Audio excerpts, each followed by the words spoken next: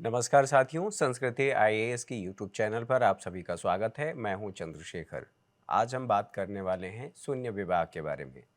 शून्य विवाह से संबंधित एक मामला सुप्रीम कोर्ट के पास आया था और सुप्रीम कोर्ट ने इस मामले पर अपना डिसीजन दिया है। डिसीजन में दो बातें महत्वपूर्ण बताई गई हैं सुप्रीम कोर्ट के द्वारा। तो क्या कुछ खास बात है उसके बारे में हम बात करेंगे। विवाह के प्रकार के बारे में बात करेंगे, साथ ही यह भी समझेंगे कि शून्य विवाह दरअसल होता क्या है। तो आगे बढ़ने से पहले कुछ ज़रूरी बातें आप लोगों के लिए। बीपीएससी के लिए ऑनलाइन कोर्स शुरू किया गया है संस्कृति आईएएस की तरफ से। ये 4 तारीख से 4 सितंबर से आपको दिखाई देगा, अर्थात जो लोग इसमें इनरोल होंगे 7 बजे शाम से ये कोर्स शुरू हो रहा है। इसकी क्लासेस शुरू हो रही हैं। महत्वपूर्ण बात यह है कि इसमें 500 से अधिक घंटों की कक्षाएं होंगी।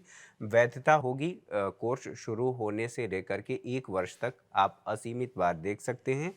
साथ ही साथ यहाँ पर प्रतिदिन 2 कक्षाएं आयोजित की जाएंगी। नियमित क्लास टेस्ट भी होगा और आप लोगों को क्लास नोट्स भी प्रिंटेड फॉर्म में उपलब्ध कराया जाएगा, जो टॉपिक वाइज होगा, विषय के साथ होगा, विषयवार और टॉपिक वार। महत्वपूर्ण बात यह भी है कि 50% की छूट दी जा रही है और ईएमआई की सुविधा भी दी जा रही है। अगर आप एक बार लेने में, परचेज करने में सक्षम नहीं हैं, ईएमआई की सुविधा का लाभ ले सकते हैं। हमारी कॉलिंग टीम से अगर बात करना चाहते हैं तो 9555 पर कॉल कर सकते हैं। हमारी कॉलिंग टीम इससे संबंधित और जानकारी आपको उपलब्ध करा देगी। तो आज के सेशन में हमने ये बात तो समझ लिया। अब इससे संबंधित जो महत्वपूर्ण बात है, अर्थात जो हमारा न्यूज है, ये द हिंदू में प्रकाशित हुआ है। चिल्ड्रेन फॉर वाइडेबल मैरिज से संबंधित है और ये बताया गया है कि जो पैतृक संपत्ति है, उस पैतृक संपत्ति में अगर शून्य विवाह से उत्पन्न बच्चा है तो बेटी और बेटे दोनों को भी अधिकार दिया जाएगा। अब ये शून्य विवाह क्या है और इससे संबंधित मामले क्या हैं, उनको समझ लेते हैं। यहाँ पर देखिए, चर्चा में इसलिए है कि सुप्रीम कोर्ट ने निर्णय दिया है और ये कहा है कि शून्य विवाह जो है, उससे उत्पन्न जो बच्चा है उसको पिता की संपत्ति में उत्तराधिकारी बनाया जाएगा। अब पिता की संपत्ति में उत्तराधिकारी बनाने से संबंधित बातें ये हैं, दो बातें कही गई हैं। सुप्रीम कोर्ट ने कहा, ये मामला सुप्रीम कोर्ट में 2011 में आया था। 2011 में आया और 2011 में जो डिसीजन दिया गया था उसमें इन बातों से इनकार कर दिया गया था। लेकिन फिर ये उससे ऊपर की बेंच में गई और ऊपर की बेंच ने इस मामले पर सुनवाई की और बेंच ने ये कहा कि नहीं, ये ठीक नहीं है। जो शून्य विवाह है, शून्य विवाह होने के बावजूद जो उस शून्य विवाह से उत्पन्न बच्चे हैं उनको पिता की पैतृक संपत्ति में भी अधिकार दिया जाएगा। साथ ही साथ पिता द्वारा जो अर्जित संपत्ति है उसमें भी अधिकार दिया जाएगा। तो मामला कुल मिलाकर के यही है। अब इससे संबंधित कौन कौन सी बातें हैं, उन बातों को देख लेते हैं। तो ये बातें आप लोगों ने समझ लिया।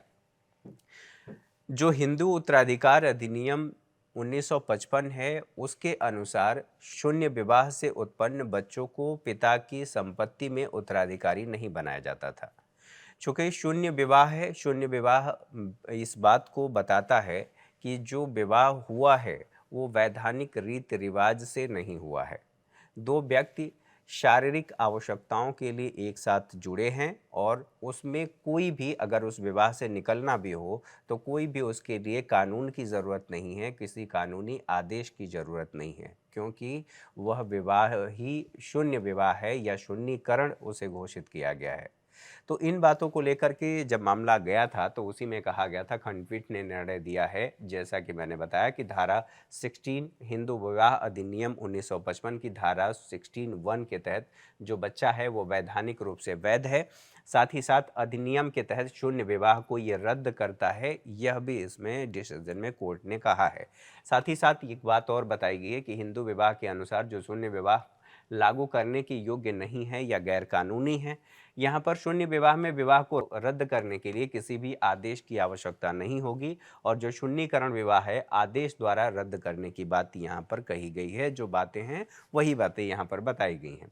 फिलहाल यहाँ पर ये कहा गया है कि मामला जो है, जो मैंने बताया कि वर्ष 2011 में ये मामला आया था और इस मामले में कोर्ट ने डिसीजन दिया था, फिर ये मामला उसे ऊपर की बेंच में गई थी। ठीक है। ये कहा गया कि एक तो जो पिता की संपत्ति है, पैतृक संपत्ति है, और पिता द्वारा द्वारा जो अर्जित संपत्ति है उसमें भी अधिकार दिया जाएगा। साथ ही साथ यहाँ पर यह भी कहा जा रहा है कि शून्य विवाह का ऐतिहासिक मामला एक आया था, और उस मामले में क्या गया था उसको एक बार देख लेते हैं। शून्य विवाह लीला गुप्ता बनाम लक्ष्मी नारायण का ये मामला था। ये 1968 में मामला आया था।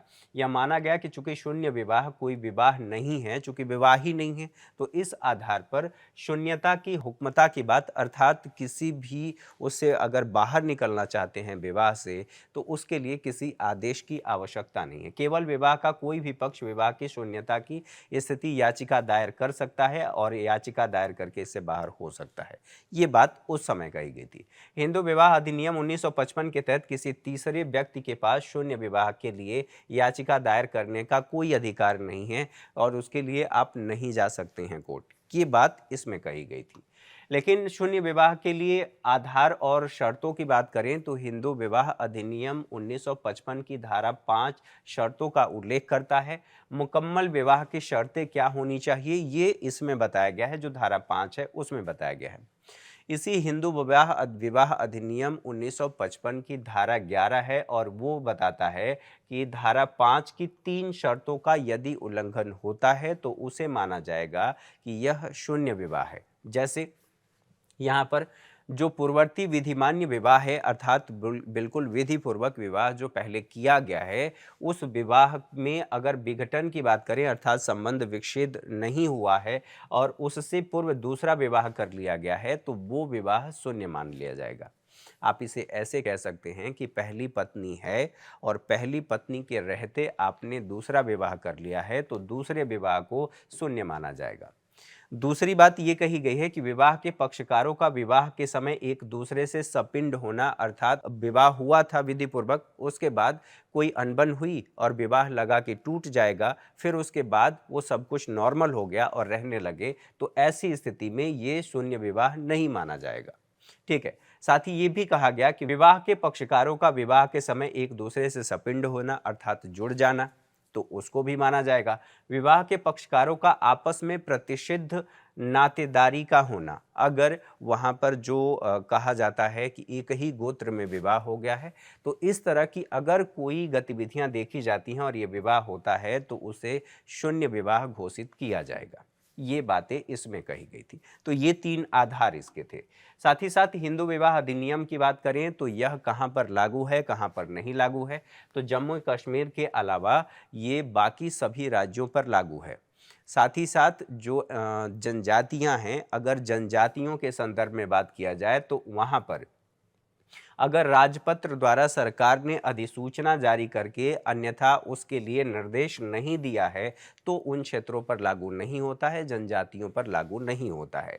इसमें कौन कौन से शामिल हैं, तो यहाँ पर हिंदू, बौद्ध, सिख और जैन, ये सभी हिंदू में आते हैं, और इन पर हिंदू विवाह अधिनियम 1955 लागू होता है। साथ ही साथ लागू ये किस पर नहीं होता है, तो मुस्लिम, ईसाई, पारसी और या यहूदी, इन पर यह अधिनियम लागू नहीं होता। साथ ही साथ यहाँ पर ध्यान रखने वाली बात है कि तलाक के प्रावधान क्या हैं, तो हिंदू विवाह अधिनियम की धारा 13 में बातें बताई गई हैं कि कैसे तलाक हो सकता है। हालांकि जो मूल कानून है उसमें बातें नहीं बताई गई थी, बाद में संशोधन किया गया था। विशेष विवाह अधिनियम की धारा 27 में निहित क्या क्या बातें हैं, उन किन बातों के आधार पर तलाक लिया जा सकता है, जैसे व्यभिचार परित्याग कर दिया गया, क्रूरतापूर्वक व्यवहार किया जाता है, मना अवस्था की बात हो या गुप्त रोग की समस्या हो, या आपसी सहमति से लिया जा सकता है। साथ ही साथ 7 साल तक जीवित होने के बाद भी अगर ये पता न हो कि पत्नी कहाँ है या पति कहाँ है, तो इस स्थिति में तलाक हो सकता है।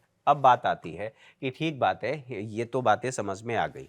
हिंदू विवाह में कितने प्रकार के, जो इतिहास की किताबें अब पढ़ते हैं उस किताबों में बताया गया है कि कितने प्रकार के विवाह होते हैं, तो कुल 8 प्रकार के विवाह बताए गए हैं।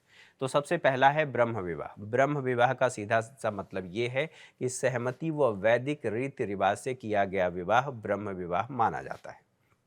अगली बात है कि देव विवाह। देव विवाह किसको कहते हैं, तो देव विवाह कन्या की सहमति से यज्ञ द्वारा किया गया विवाह, इसे देव विवाह कहा गया है। अगली बात है कि आर्ष विवाह। आर्ष विवाह किसे कहा जाता है, वर से एक जोड़ी बैल या गाय लेकर के विवाह कर दिया जाता है, कन्या को पूरे विधि विधान से सौंप दिया जाता है, तो उसे आर्ष विवाह कहा जाता है। ठीक है, अब बात आती है प्रजापत्य विवाह के बारे में कि प्रजापत्य विवाह कहते हैं किसको कहते हैं। तो पूजन के बाद पिता द्वारा कन्या को आशीर्वाद दिया जाता है और कन्या से ये कहा जाता है कि अब आप गृहस्थ जीवन में जा सकते हैं, तो इसे कहा जाता है कि यह प्रजापत्य विवाह है। आशुर विवाह की बात करें कि आशुर विवाह क्या है। आशुर विवाह कन्या के पिता या परिवार को धन दे करके या कन्या का ग्रहण कर लेना, कन्या की मर्जी या नामर्जी का ध्यान नहीं रखा जाना और उसके बाद जो शादी कर ली जाती है उसे कहा जाता है कि यह आशुर विवाह है। गंधर्व विवाह की बात करें कि गंधर्व विवाह किसको कहते हैं। कन्या व वर की आपसी इच्छा से जो किया गया विवाह है उसे गंधर्व विवाह माना जाता है। एक बात आती है कि राक्षस विवाह किसे कहते हैं। गंधर्व विवाह के बाद राक्षस विवाह, जैसा कि नाम से ही पता चल रहा है कि जबरदस्ती अपहरण कर लिया गया, उससे विवाह कर लिया गया, उसे राक्षस विवाह कहा जा रहा है। अगला जो है वो कहा जा रहा है पैशाच विवाह। पैशाच विवाह, इसमें क्या गतिविधियां देखने को मिलती हैं। तो जो कन्या है, अगर कोई सोई हुई कन्या है, नशे में है, उसे पता नहीं है, वो होश में नहीं है, मानसिक रूप से कमज़ोर है, उसकी स्थिति का लाभ उठा करके अगर कोई व्यक्ति उसे उसके साथ ज़बरदस्ती करे या शारीरिक संबंध बना करके विवाह कर ले तो उसे कहा जाता है कि यह पैशाच विवाह है। तो ये 8 प्रकार के विवाह इतिहास की किताबों में बताई जाती हैं, पढ़ा जाता है और पढ़ाया जाता है। इसके अलावा बहु विवाह की बात करें, 4 प्रकार के और विवाहों की बात होती है। तो एक से अधिक महिलाओं से विवाह करना बहु विवाह है। प्रचलन कहाँ पर, तो क्रो इंडिया और वैगा क्षेत्र में, गोंडा जैसी जो आदिम जनजातियां हैं उन जनजातियों में ये विवाह देखने को मिलता है। साथ ही बहुपतित्व विवाह की बात करें तो एक महिला का कई पुरुषों के साथ विवाह कर दिया जाता है, तो उसे बहुपतित्व विवाह कहा जाता है।